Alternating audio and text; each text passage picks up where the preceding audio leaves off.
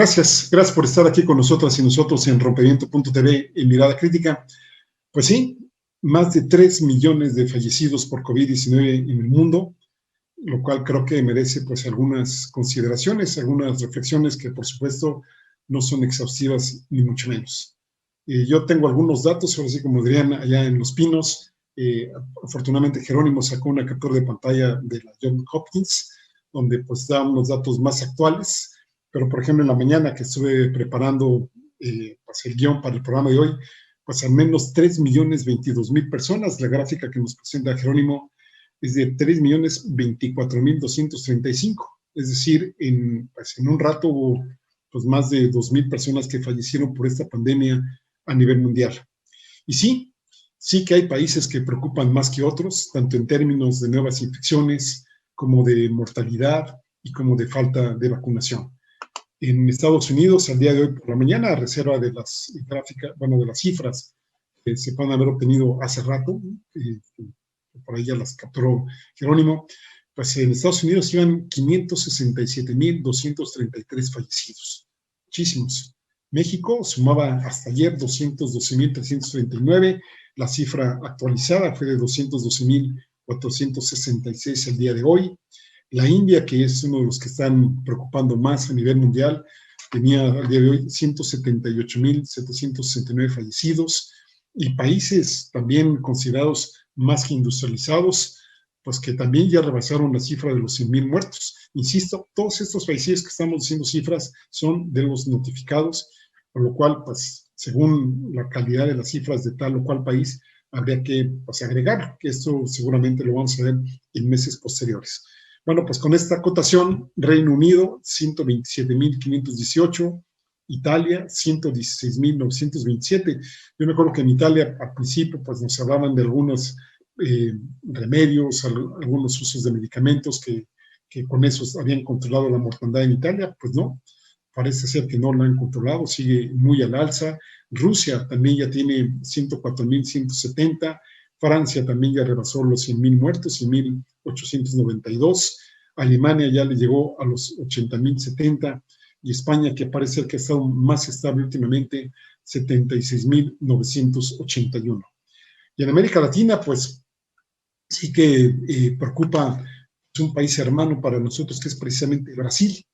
Brasil tenía hasta hoy en la mañana 373.335 fallecidos por COVID.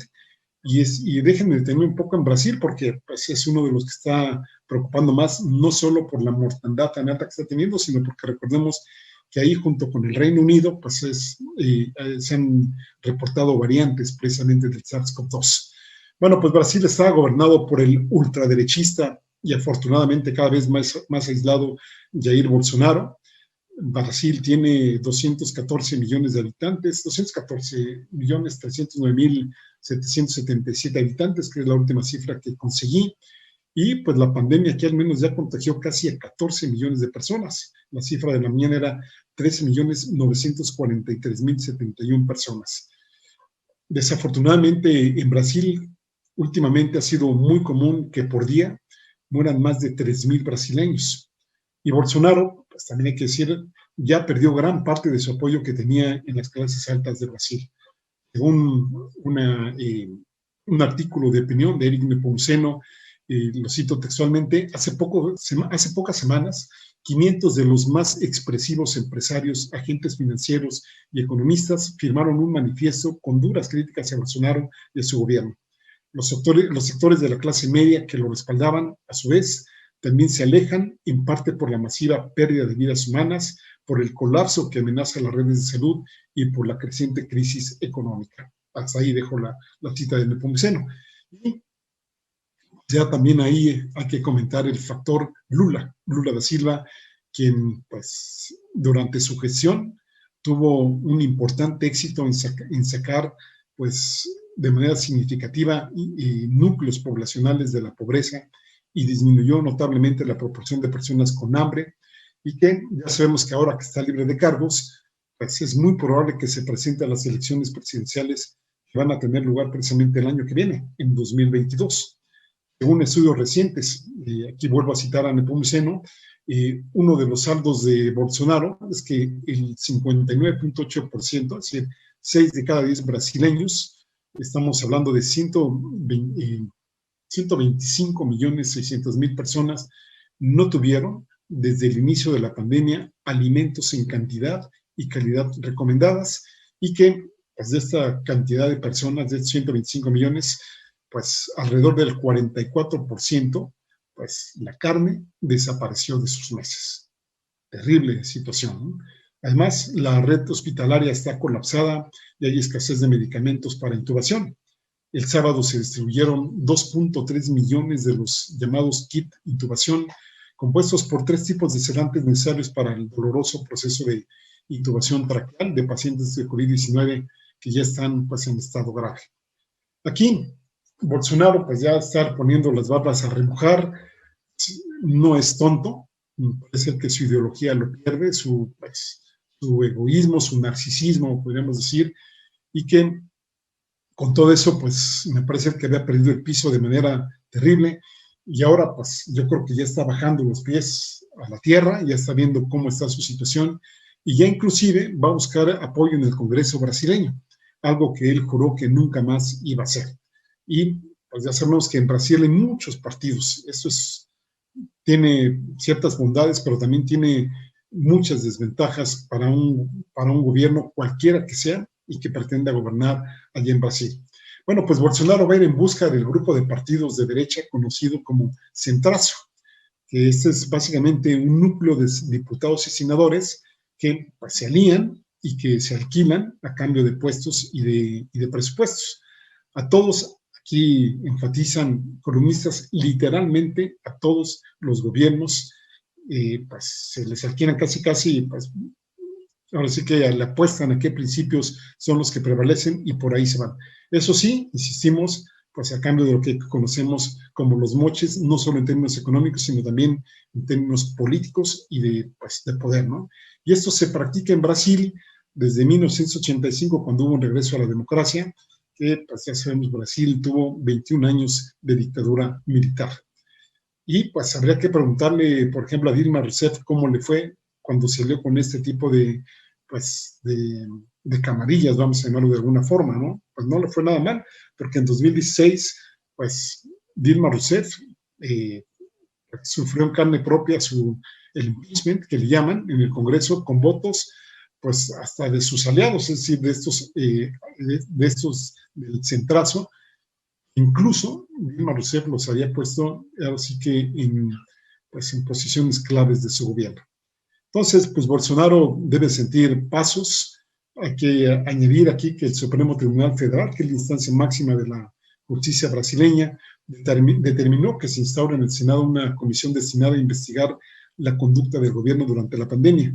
En esa instancia se revisará la actuación de varios ministros, incluyendo el de Salud, general Eduardo Pazuello, el de Medio Ambiente, Ricardo Salles, él está vinculado con empresas mineras, invasiones de tierras públicas de la Amazonía, que también hay que decirlo, en este gobierno de Bolsonaro ha tenido pérdidas forestales muy graves la selva amazónica brasileña. Y pues todo esto, pues en coalición con Jair Bolsonaro y pues ahora sí que allegados. También Bolsonaro ha tenido conflictos con las Fuerzas Armadas, las cuales pues, están divididas, unos apoyándolos, otros denostándolos. Entre ellos incluyen ustedes a los altos mandos pues ahora sí que del cuerpo castrense.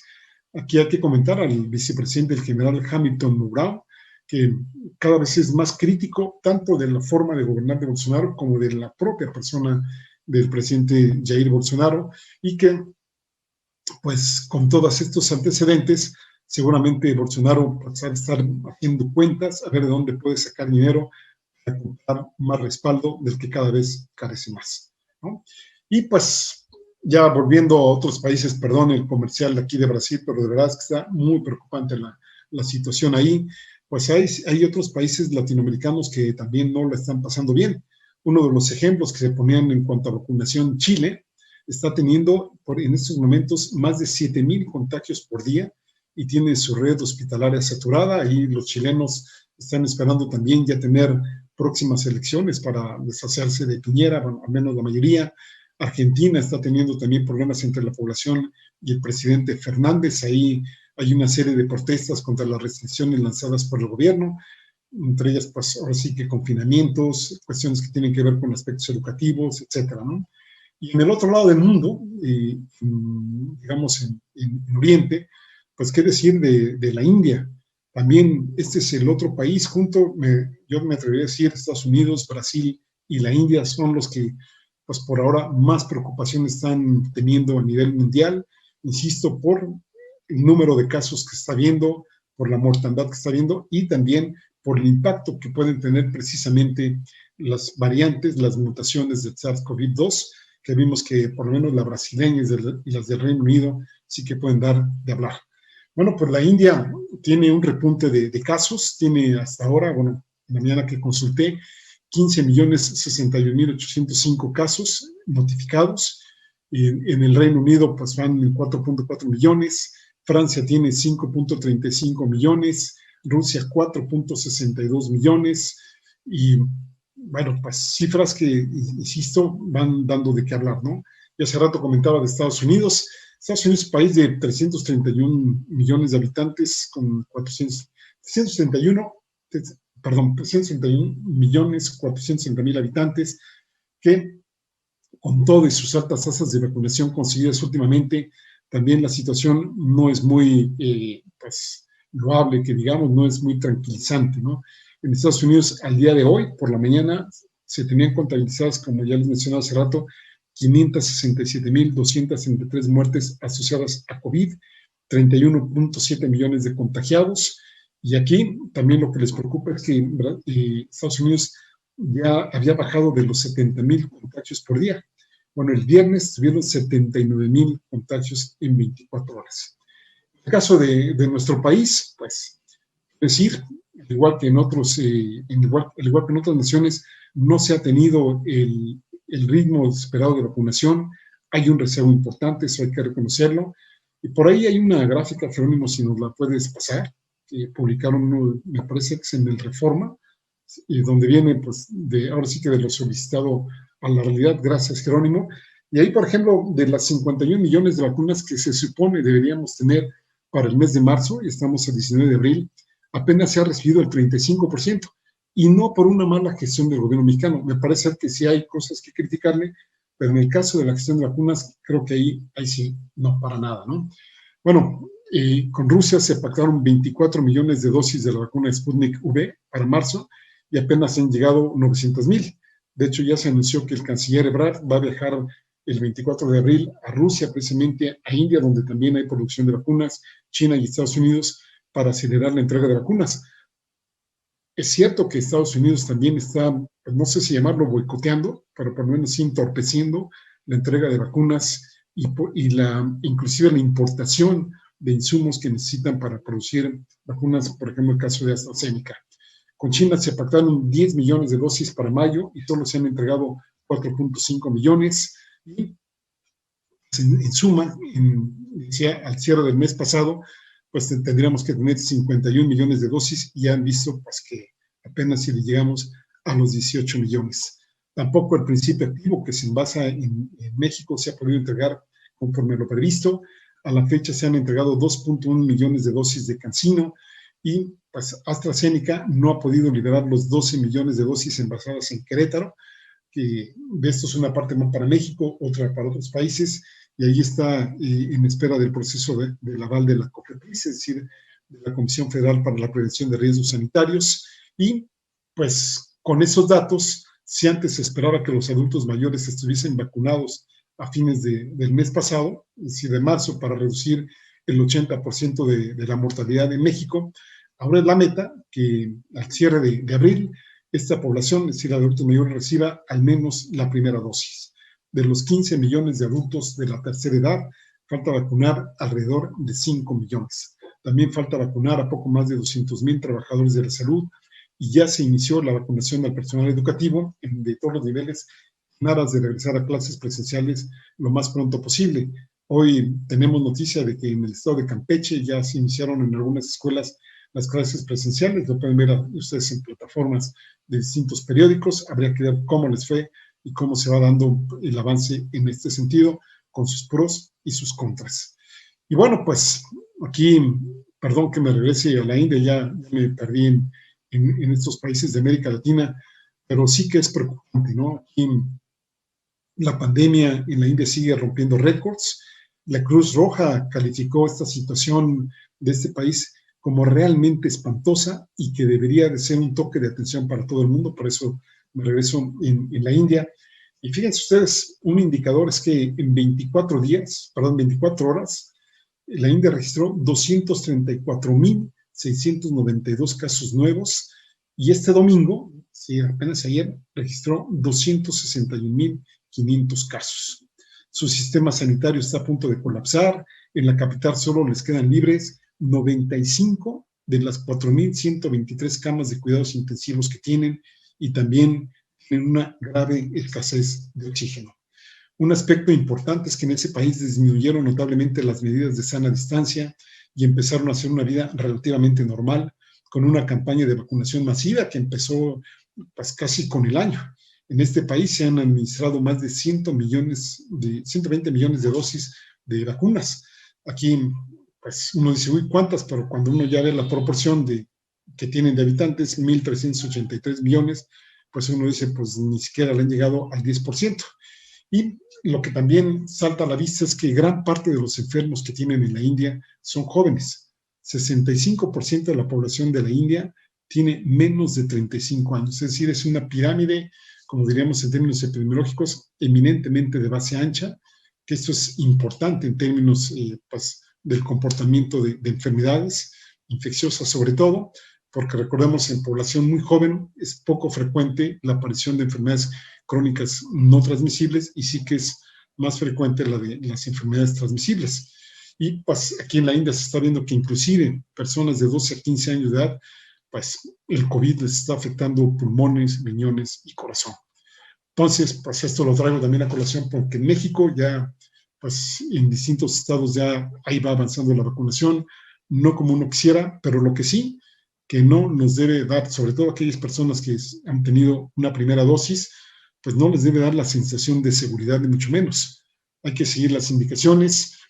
Todos los fármacos que se utilizan en los seres humanos tienen cierto nivel de riesgo. Hasta ahora sí es cierto, ha habido casos de, pues de coagulación en algunas personas que han sido vacunadas con AstraZeneca, también con Johnson & Johnson, pero nada más pues habría que ver cuántos casos han aparecido y cuántas personas han sido vacunadas con estas vacunas, y ahí saquen ustedes la proporción muy pequeña que tenemos en términos de que se aparezcan casos desafortunados como estos que desafortunadamente pues han llevado a la muerte a algunas personas, pero insisto, con riesgos mucho menores de si apareciera pues el COVID por ahí, en donde los riesgos son sumamente mayores, pues nada más habría que hablar de porcentajes de letalidad, es decir, el número de personas que han fallecido sobre el total de personas diagnosticadas con la enfermedad. A lo cual pues habría que hacer algunos ajustes en términos pues, de corrección de sus diagnósticos de casos, etcétera, etcétera.